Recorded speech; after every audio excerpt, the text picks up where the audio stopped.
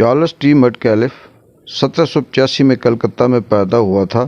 वालिद east India company में director था और कलकत्ता में तैनात था। चार्ल्स ने लंदन से तालीम हासिल की और 1801 में वापस आकर कंपनी की नौकरी कर ली। वो बंगाल के गवर्नर जनरल लॉर्ड वेल्लेस्ली का प्राइवेट सेक्रेटरी था। बरतानिया इस वक्त नेपोलियन बोनापार्ट से लड़ रहा था। नेपोलियन हिंदुस्तान पर भी हमला करना चाहता था। चनाचे इसने महाराजों के साथ ताल्लुकात बढ़ाना शुरू कर दिए थे।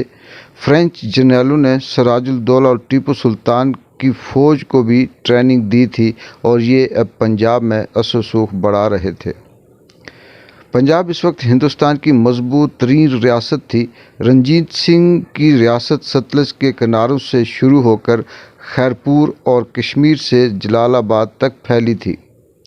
अगर नेपोलियन महाराजा के साथ जुड़ जाता तो अंग्रेज़ों के लिए हिंदुस्तान पे कब्ज़ा करना मुश्किल हो जाता। चनाचे कंपनी सरकार महाराजा और नेपोलियन के दरमियान बर्रे से हर सूरत माहिदा रखवाना चाहती थी।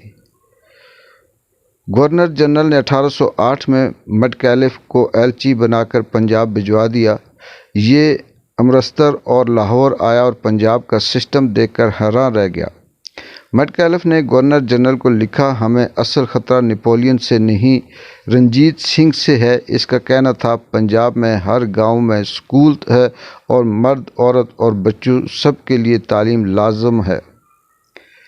पंजाब हुकूमत इस वक्त तक किसी मस्जिद, मंदिर, धर्मशाला, गुरुद्वारा की इजाज़त नहीं देती थी जब तक लोग इसके साथ स्कूल बनाने का वादा नहीं करते।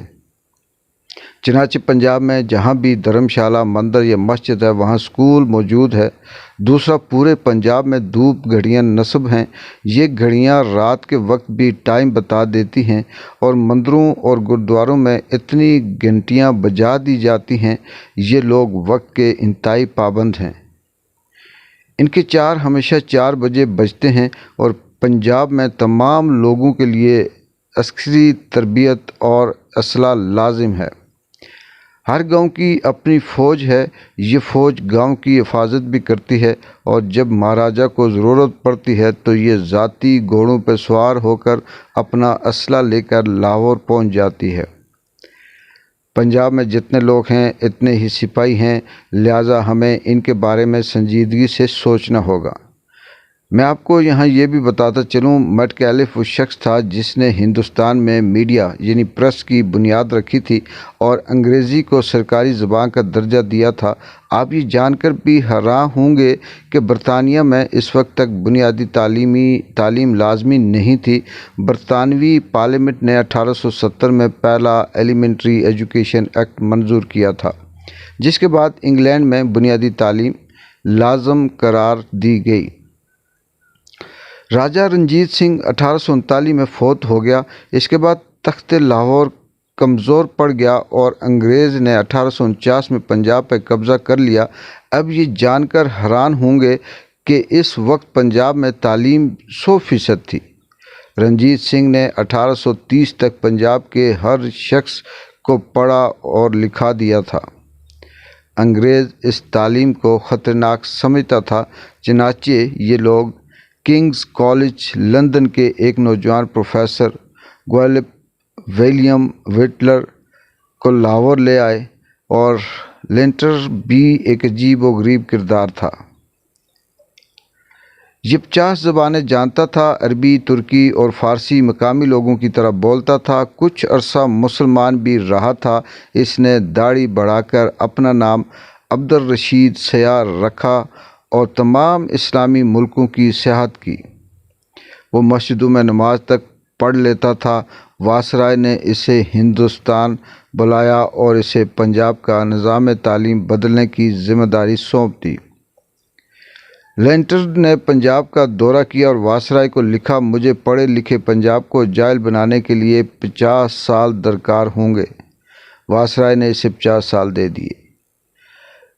इसे inspector general of schools Punjab बना दिया था। लेंटर्स को गवर्नमेंट कॉलेज लाहौर प्रिंसिपल बना दिया था।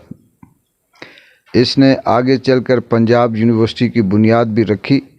ये उन دونوں اداروں کا ابتدائی سربراہ تھا۔ انگریز نے پنجابیوں کو غیر مسلح اور ان پڑھ بنانے کے لیے پنجاب میں ہتھیار جمع کرائیں اور حکومت سے 3 آنے لیں اور عربی، سنسکرت اور گرمکھی کی کتابیں دیں اور 6 آنے وصول کر لیں جیسی اسکیم بھی متعارف کروائی اور پورے پنجاب سے کتابیں اور اسلحہ جمع کر لیا۔ انگریز نے اس کے بعد انگریزی زبان کو سرکاری اور دفتری زبان بنا دیا اور اسکولوں کو عبادت گاہوں سے الگ کر دیا۔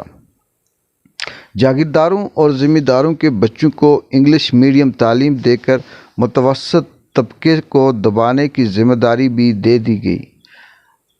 انگریزوں کو سمجھدار، قانون پسند اور انصاف کا پیکر بنا کر پیش کرنا بھی شروع کر دیا گیا۔ دھوپ گڑی پر پابندی لگا دی گئی اور مقامی زبانوں اور کتابوں کو جہالت کا مرکب اور قرار دے دیا گیا۔ ولیم لینٹر کا منصوبہ کامیاب ہو گیا اور اس نے 50 کے بجائے 30 برس میں پورے پنجاب کو غیر تعلیم یافتہ اور جاہل بنا دیا۔ لینٹر نے اپنے ہاتھ سے لکھا، میں نے پورے پنجاب کا دورہ کیا، آج یہاں کوئی پڑھا لکھا شخص نہیں۔ اس نے سیالکوٹ کے ایک گاؤں چوڑیاں کلاں کی مثال دی۔ اس کا کہنا تھا، میں پنجاب آیا تو اس گاؤں میں 1500 پڑھے لکھے لوگ تھے، آج یہاں صرف 10 لوگ گرمکھی اور 1 اردو پڑھ سکتا ہے، اور یہ بھی چند برسوں میں مر کھپ جائیں گے۔ لینٹر نے پنجاب میں رہ کر اردو سیکھ لی اور پھر اردو میں 2 والیوم کی تاریخ اسلام لکھی۔ یہ کتاب 1871 اور 1876 میں 2 بار شائع ہوئی۔ لینٹر 1870 کی دہائی میں اپنا کام مکمل کر کے برطانیہ واپس چلا گیا۔ یہ بھوپال کی رانی سلطان شاہ جہاں کے بہت قریب تھا۔ رانی نے اسے کثیر سرمایہ اور آرکیٹیکٹس دیے۔ اس نے لندن میں ورکنگ کے علاقے میں جگہ خریدی اور بیگم سلطان شاہ جہاں کے نام پر شاہ جہاں مسجد بنوا دی۔ یہ مغربی یورپ اور برطانیہ میں پہلی مسجد تھی۔ یہ آج بھی قائم ہے۔ مسجد میں لینٹر کے نام کی تختی بھی لگی ہے۔ ولیم لینٹر نے 1882 میں ہسٹری آف انڈینجس ایجوکیشن ان دا پنجاب کے نام سے کتاب لکھی۔ اس نے اس میں انکشاف کیا، میں جب پنجاب پہنچا تو پورے ملک میں کوئی ایسی مسجد، مندر، دھرم شالہ نہیں تھی جس کے ساتھ سکول نہ ہو۔ حکومت پوری ریاست میں مفت قاعدے تقسیم کرتی تھی اور یہ قاعدے پڑھنا عورتوں کے لیے لازمی تھا۔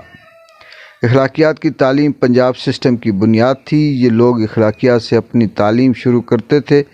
ہم نے ہر گھر سے قاعدے نکالے، جلائے اور ان کی اشاعت پہ پابندی لگا دی۔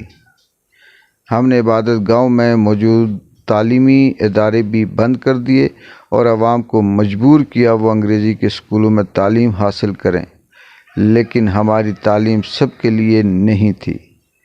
ہم یہ سہولت صرف اپنے وفادار خاندانوں کو دیتے تھے۔ پنجاب میں سکھ، ہندو اور مسلمان اکٹھے رہتے تھے، جہاں کسی قسم کا کوئی اختلاف نہیں تھا، لیکن ہمارے اقتدار کے صرف 30 برسوں میں یہ سب لوگ ایک دوسرے کے جانی دشمن بن گئے۔ جبکہ چارلس میڈکیلف نے لکھا، ہم نے صرف انگریزی کو دفتری اور سرکاری زبان بنا کر ہی ایک رات میں پورے ہندوستان کو ان پڑھ بنا دیا۔ یہ تاریخی حقائق کیا ثابت کرتے ہیں؟ یہ ثابت کرتے ہیں کہ حکومتوں کا ایک آدھ فیصلہ پوری قوم کا مقدر بدل دیتا ہے۔ یہ انتہائی تعلیم یافتہ قوموں کو صرف 30 برسوں میں جاہل ترین قوم بنا دیتا ہے۔ آج بھی پاکستان کے اندر وہی پالیسی، وہی اسکرپٹ اور وہی انگریزوں کی غلامی چل رہی ہے۔ ایک طرف ایلیٹ کلاس اور دوسری طرف عوام، پسا ہوا طبقہ، متوسط لوگ جو موجودہ انگریز کے غلاموں سے امید لگائے بیٹھے ہیں۔ اجازت دیں، اللہ حافظ۔